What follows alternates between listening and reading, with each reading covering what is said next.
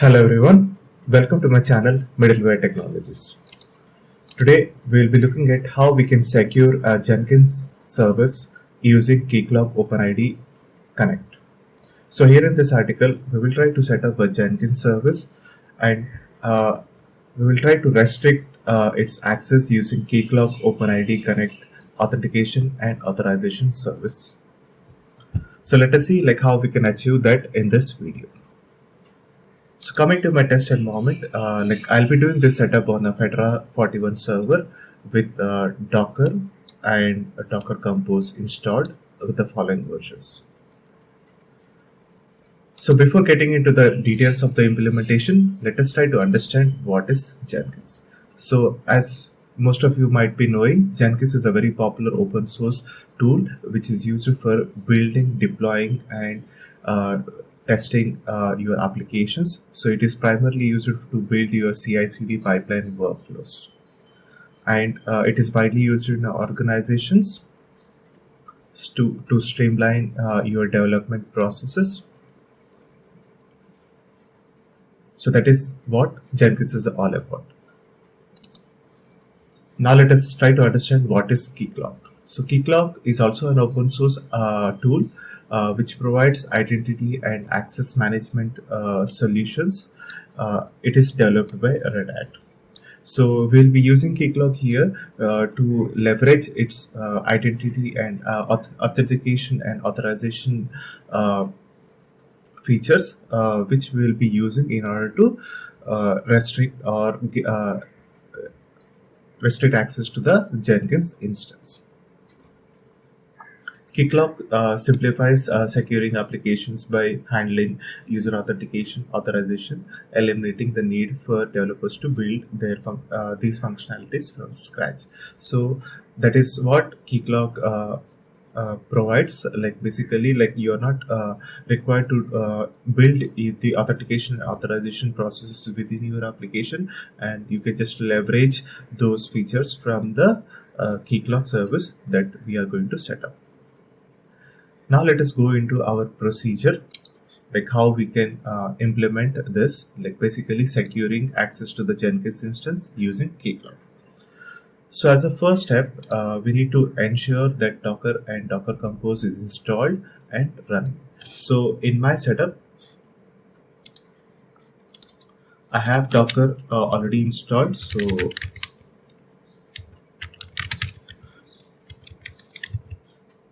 this is the version that is installed, and this is the Docker Compose version that I have already available on my system. So once Docker is installed, you just need to ensure that the Docker service is up and running. So in my case, the Docker service is up and running. If in your case it is not up and running, you can just start up the service. So once you have your Docker up and running, so next thing is we will be working on a set of Docker Compose files. So for that, let us create this folder, and we will be doing the activity in that folder. So in my case, I have already that folder. So we are good with that one. So now let us go to our next step, the important step, that is ensuring Jenkins service is up and running. So as I said, we will be working on a set of Docker Compose files. So the first service that we are going to set up is Jenkins using the Docker Compose file. And this is the Docker Compose file that we are going to use. So I'll show you the Docker Compose file already on my system. So this is the file that I have created, Jenkins_compose.yaml file. So here, I'm using the LTS version with JDK 17, and we are going to provide our container name as Jenkins_LTS, and we are going to expose the Jenkins instance on port 8080, and we are going to store the data or the Jenkins home data into the following directory in the host. And this is the network that we are going to use. and this is the volume that we are going to use for this demo. So this is as simple as the Docker Compose that we can set up or we can use for setting up the Jenkins instance. So now once the file is created, what we need to do is we just need to start up the service. So we are going to use the following Docker Compose command, that is Docker Compose -f. We need to pass the file, the Docker Compose file, and we need to start up the service in the detached mode. So let me start up the service. So the service is up now. So let me clear my screen and do Docker ps. So you can see the service is up. And for Jenkins, like whenever you're doing the setup for the first time, the logs will have the password for the admin user. This is a randomly generated password that we need to capture it from the logs. So let me do Docker logs Jenkins _TLS LTS. So this is the password that we need to use in order to log in for the first time into the Jenkins instance. So let me go to my browser and try to access the Jenkins portal. So this is going to be listening on port 8080. So we need to enter the password. So let me enter the password for this Jenkins instance.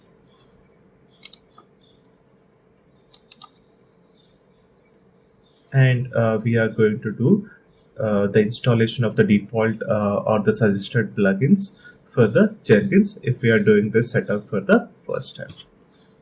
So while the Jenkins instance is being set up, let us go to our next step. So before that, there is one important thing that you can do it optionally. So we have seen how we can capture the password, and now you can complete the setup by logging in and installing the suggested plugin. So that is what currently is ongoing. And once that is done, we will be asked to set up the admin user. So we will do that. But so once that is done, you will be able to log in into the Jenkins instance. And it is always a good idea to ensure that you have a backup of your Jenkins home directory. So in case something goes wrong, like with the setup of the OpenID Connect, so, you have a working backup that you can restore. So that is the purpose of taking a backup of your Jenkins home directory. So that home directory, which we have mounted onto our host operating system on the volume mount. So it is going to be available in var lib docker volumes Jenkins sso _Jenkins _home. So this is where the volume Jenkins _home is going to be created under this folder which we have the Docker Compose created. Okay, so we are taking a backup of that whole directory. So once that is done, we will be ready with the minimalistic Jenkins service setup. So now the setup is still ongoing. So let us give it some time. So it should be completed in quickly.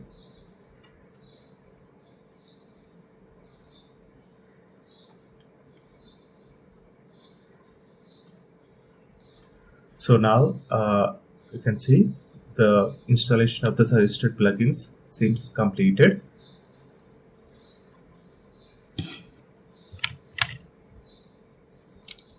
Now let that complete, and let us try to go to our next step, that is step 3, ensure Keycloak service is up and running. So here also we are going to start up the Keycloak service using a Docker Compose file. And this is a minimalistic Docker Compose file that we will be using for this demo. So this is the Keycloak service file that we are going to use. So let me clear my screen and open the Keycloak Docker Compose file. So here, we are going to use the following image, Keycloak version, and we are going to provide the Keycloak container name as Keycloak, and we are going to start up this in dev mode. And for the initial admin console passwords, we are going to set up the credentials as the following: admin, and we are going to expose the following two ports. And so we are going to use the unsecure Keycloak service only for this demo. So we are going to use the 8081 port in order to access the Keycloak admin console page. And also similarly as Jenkins, we are going to store the Keycloak installation folder onto the host in the following volume mount location. So this is the basic setup of the Keycloak that we are doing using the Docker Compose file. So let me try to start up this service also by using Docker Compose -f Keycloak service up -t.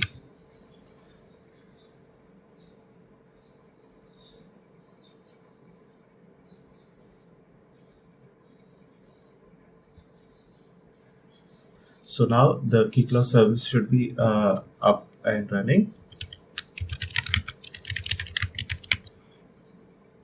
So you can see the Jenkins service is already running, and we have just started our Keycloak service. So so now you can see the installation of the plugins is completed, and we can set up the default credentials for admin user. So let me set up the admin user.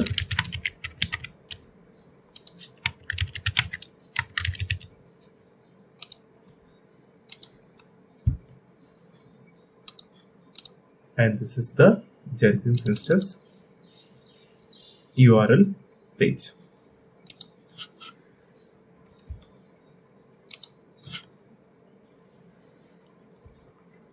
So now we are logged into the Jenkins portal, and if you log out, this is the login page that you will be seeing for accessing the Jenkins portal.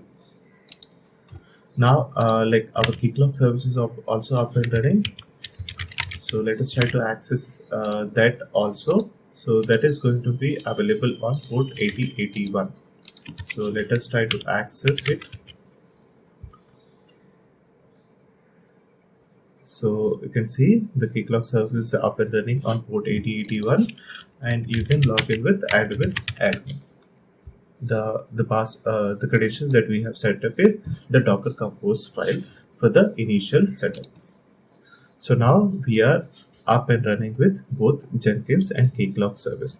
So for Keycloak service also, as we have done the backup of the volume on the host, so we can do the backup of the volume that is Jenkins SSO underscore Keycloak that will be created, and we can store the backup. So just in case you are getting it wrong with the Keycloak setup, you can just restore your backup into that location, and you can try to start up the service and use it. So easy enough. We have now our minimalistic Keycloak service up and running, and along with that we have Jenkins also up and running. Now let us go to our next step. That is a very important step. That is configuring Keycloak in step 4. So here, what we are going to do is we are going to first create a rel named stack. So let us go to Keycloak service, and first we need to create a rel that is stack, and let us create it. So once you create a rel, you will be automatically switched into that rel. So as you can see, we are automatically switched onto that rel. So once your rel is created, now we need to do the setup of the client. So here, we will first go to the clients on the navigation bar navigation bar and create a new client named Jenkins SSO. So now let us go to clients, and here let us click on the create clients. We are going to create a client type as OpenID Connect and provide the client ID as Jenkins SSO, name as Jenkins SSO, description as Jenkins SSO.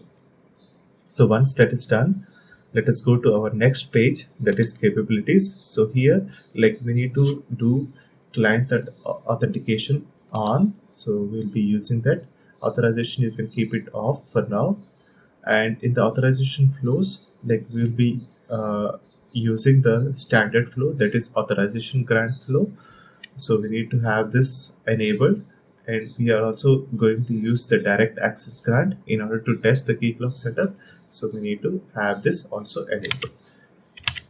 So as I mentioned in my documentation, so this documentation I'm going to share it in the blog, so you can just also refer to that for this setup. So client authentication is on, authorization flow, standard flow, and direct access grant is enabled. So this is what, like, I have enabled over here in capabilities config.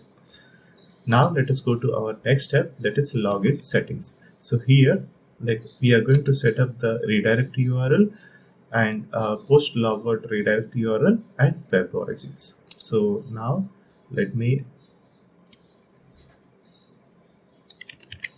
copy this one. So here, just ensure that whenever you are doing this configuration, you are updating your URLs with the correct FQDN, and if at all you are using Jenkins with any particular context, so you need to provide that context also. Like here, I'm using Jenkins without any context, so I'm having root that is slash, and after that, like, I'm appending this redirect URL that is required for the OpenID redirection that we will be using for the configuring. So now, while redirect URL is configured, now let me configure the logout redirect URL also. And this is the logout redirect URL, that is OpenID correct logout. And now let me provide the origin from where the requests are going to be received. So this is what our origin is going to be. Now once this setup is done, you can just save the configuration. So with this, like, we have completed our client registration or creation of the client, and you can go to now the credentials tab and try to access your credentials, that is client credentials. Okay, so now, so here I'm going to save this client credentials.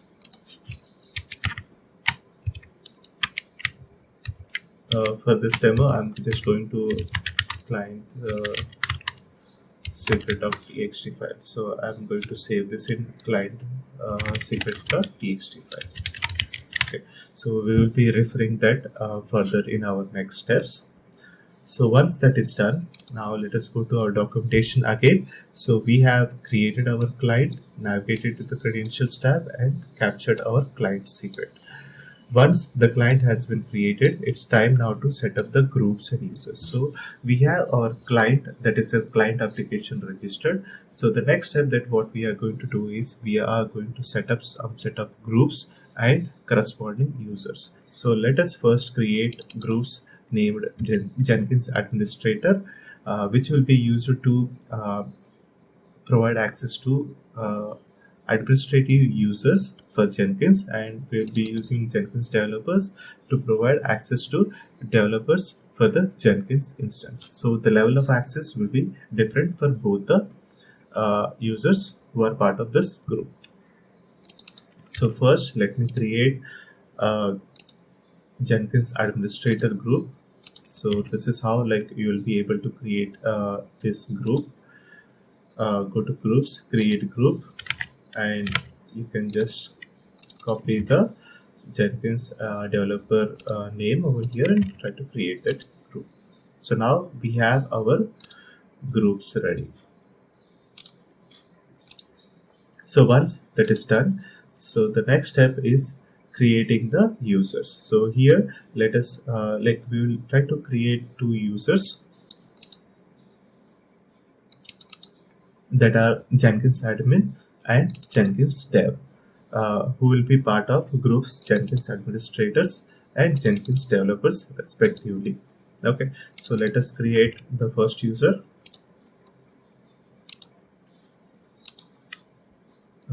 Here, so the username is going to be Jenkins admin.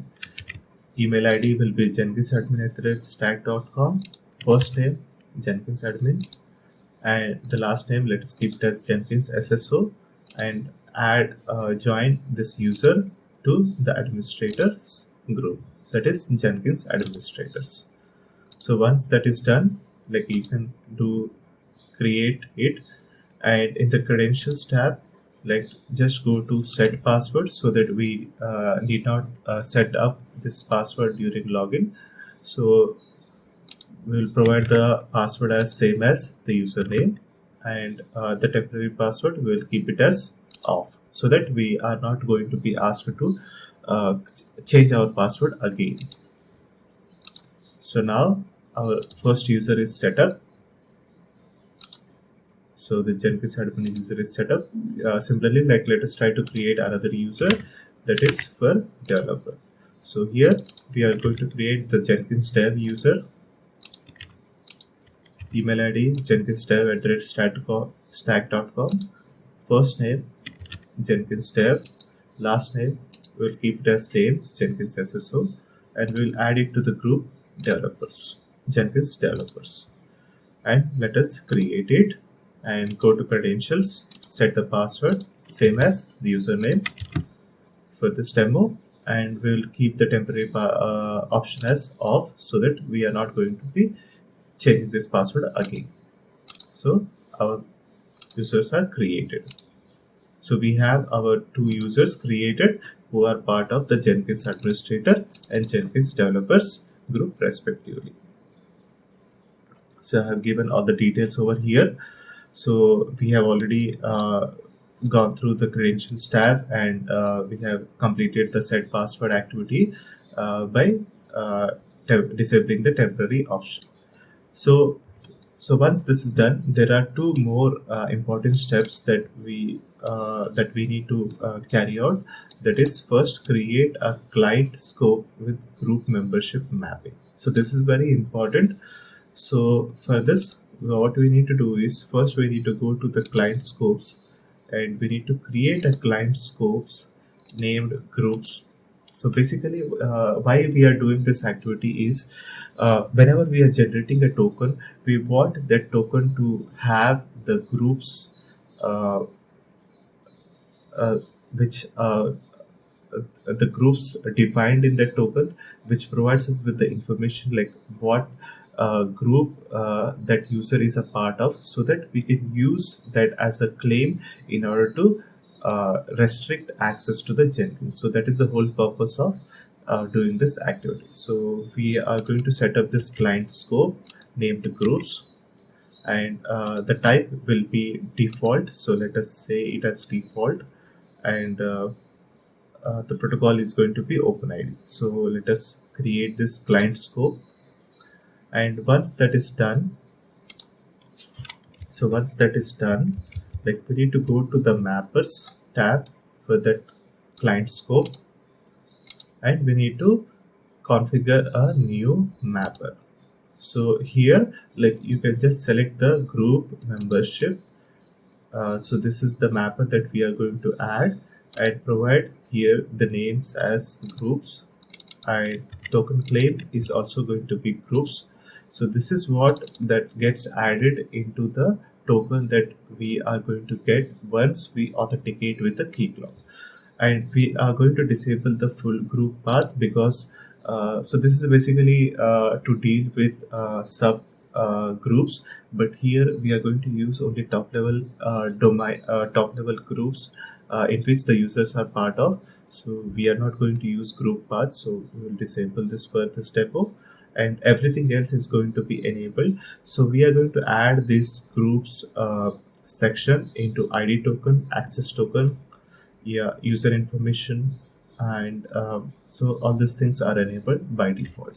So let us save this setting. So now, like, our client scope with the name groups is created with the assignment type as default.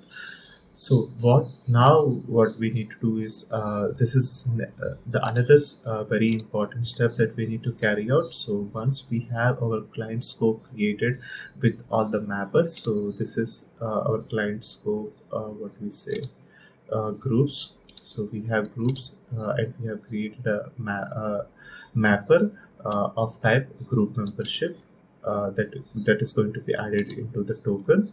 So once that is done, you can see the screen. This is the same screen. Now we need to map this client scope to our client Jenkins SSO.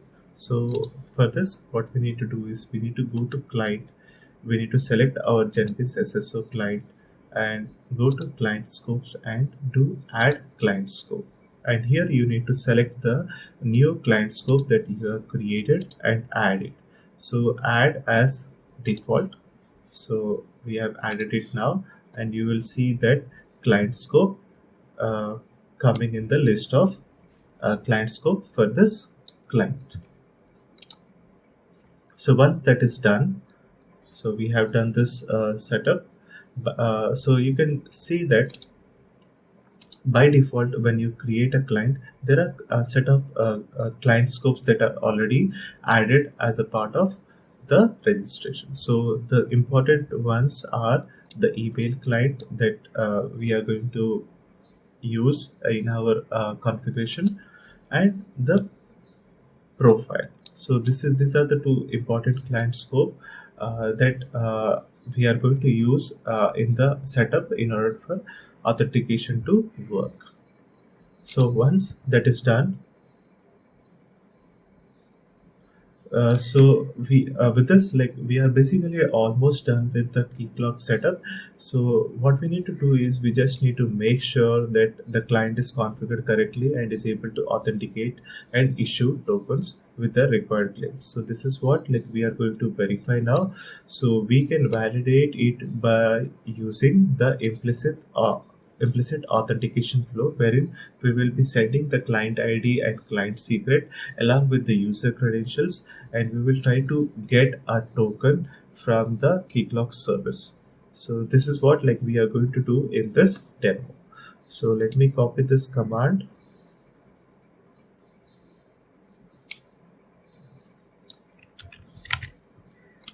So let me first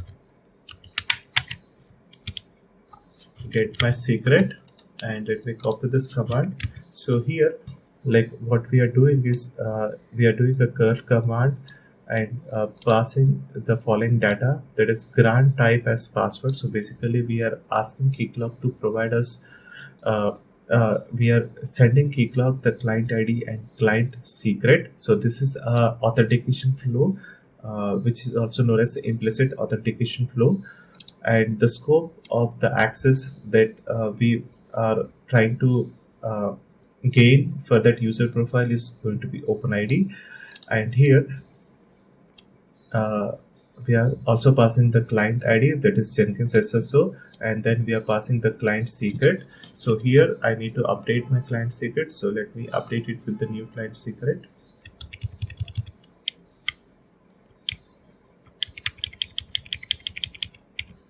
So I'll copy this client secret and paste it. So once my client secret is updated, and the username that with which I'm going to authenticate is Jenkins admin, and this is the password, that is Jenkins admin again for that user, and this is the authentication token endpoint URL. So this URLs, like, basically, like, once you set up the client, you can go to realm settings and you can go to endpoints and open the endpoint configuration. So here, like, you will see all the endpoints that are exposed for this client. So this is from this is where, like, I took the token endpoint and I'm using it in this demo. Okay, so once you have this the curl command setup, you can just do run it, and here is your access token that has been generated.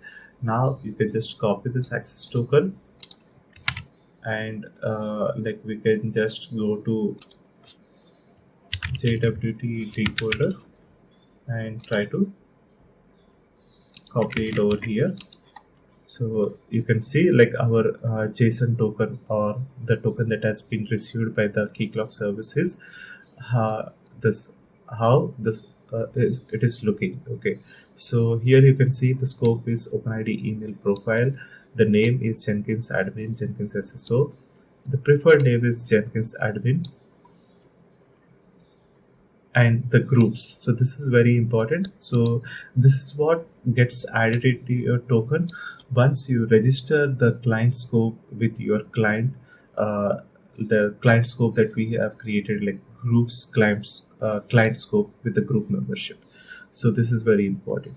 Okay, so once that is done, so you have verified your token. So this is good.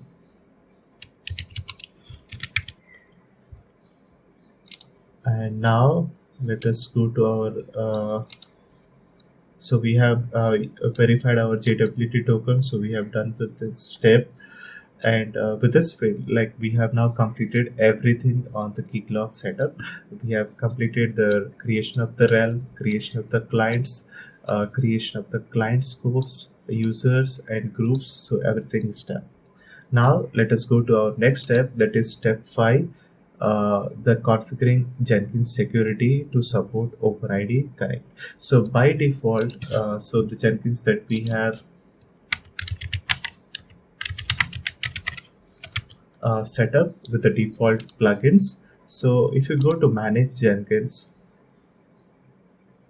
and go to plugins and go to installed plugins, so we will not have the OpenID Connect plugin installed by default. So what we need to do is we need to go to available plugins and search for OpenID,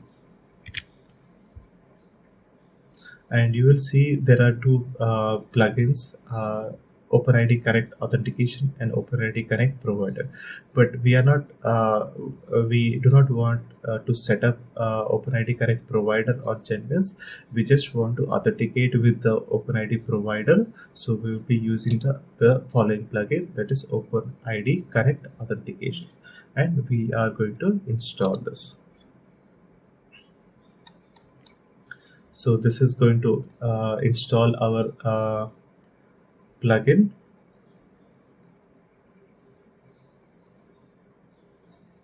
and now if you go to the installed plugins and search for OpenID, you will be able to see that plugin. So this is what like we need to do as a first step in configuring the Jenkins. We need to install the required plugin related to OpenID authentication in order to set up the OpenID Connect authentication flow for Jenkins. So now, so as you can see, like we have installed that plugin. Now let us go to the dashboard and go to manage Jenkins. And here now let us go to configure security. Okay, so this is where like we will be completing the OpenID Connect based authentication and authorization flow configuration. So first thing we are going to do the setup is for authentication. So here in this security realm, you need to select the login with OpenID. Okay, and this is where like we need to pass the client ID. We need to configure, so we will provide the client ID, and once that is done, like we need to provide our client secret. So this is the client secret,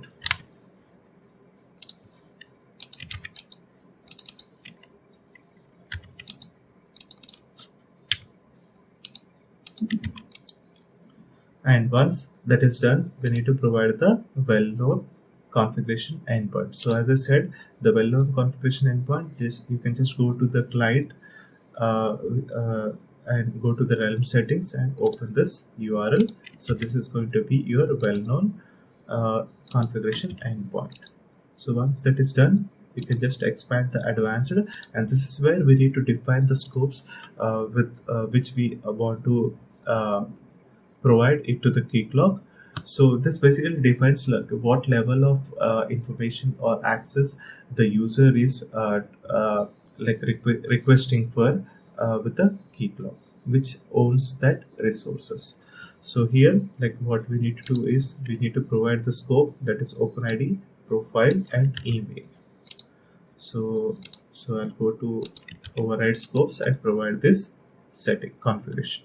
So once that is done, we need to go to our advanced configuration, and here like we need to define these fields. So username field is basically mapped as, so if I go to client scopes and go to profiles and mappings, so you will see the given name is uh, basically mapped as the following claim name. Okay, so this is what like we need to get the details and the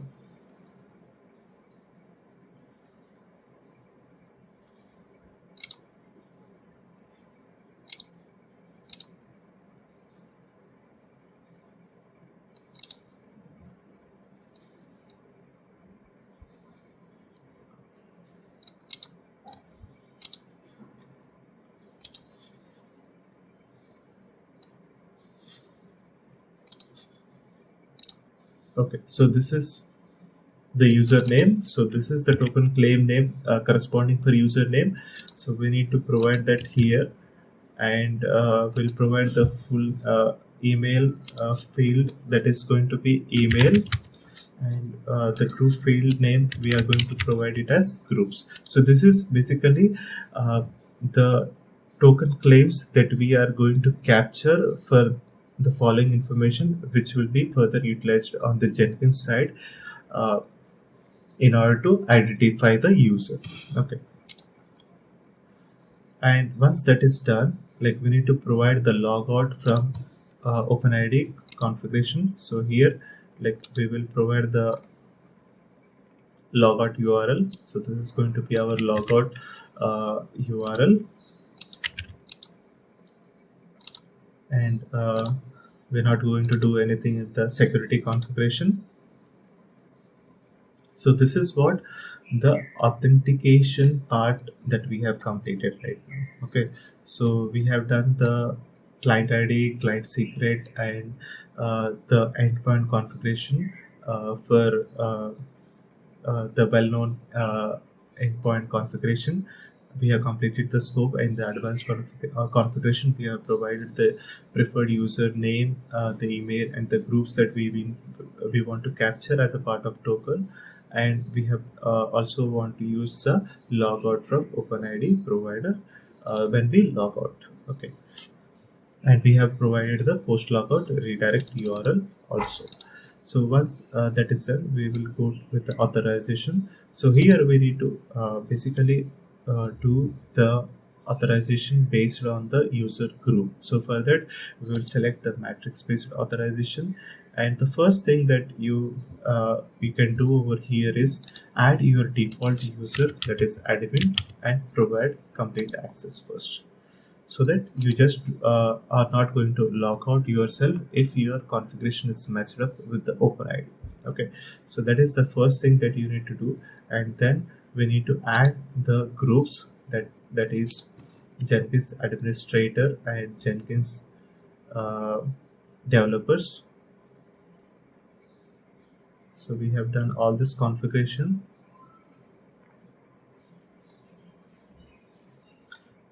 Let me go to my groups. Where are my groups? Jenkins administrator. So here what I'm going to do is I'm going to add this Jenkins administrator group, and I'll give the Jenkins administrator group users also the complete access, and we will add the Jenkins developer groups now. And for this group we are going to provide only read access, overall read access. Okay, So this is what like we are going to do in our authorization uh, uh, configuration. So once that is done, so let me go to my configure Jenkins, and we have installed the plugin. We have set up, so we have completed the setup for authorization, and we have completed the setup for advanced configuration. And there is one more important thing that we need to do in the authentication. So configure escape hatch. So this is very important. So let's say if your OpenID Connect configuration has been messed up, like you can still log in with this user. So the one that we are going to set up over here,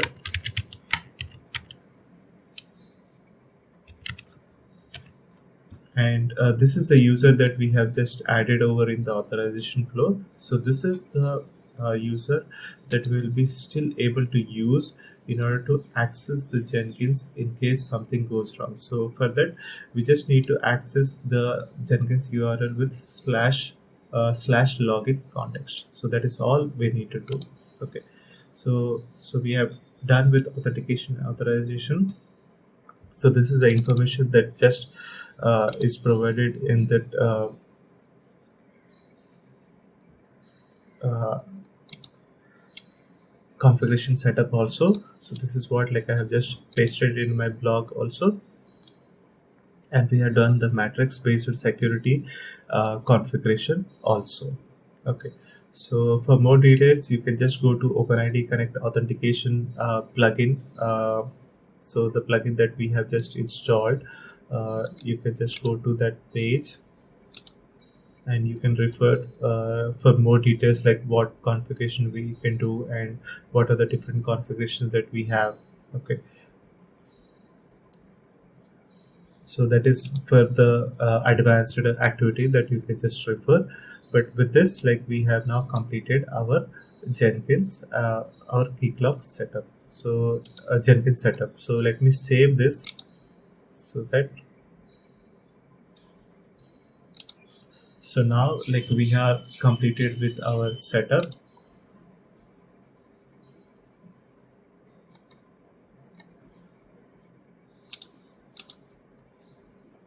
So now the next step, that is step 6, validating the Jenkins OpenID Connect access. So for that, what we need to do is we need to first access Jenkins portal page. So let me log out from here, and let me try to access it using the following. And we are, so as you can see, we are redirected to the Keycloak authentication page. Here, like we'll pass the Jenkins admin user credentials and try to sign in. And you can see we are able to log in with the Keycloak authentication, and we are still able to access all the functionalities that an administrator can access with the Jenkins admin user. Okay, now let us try to log out of it, and again try to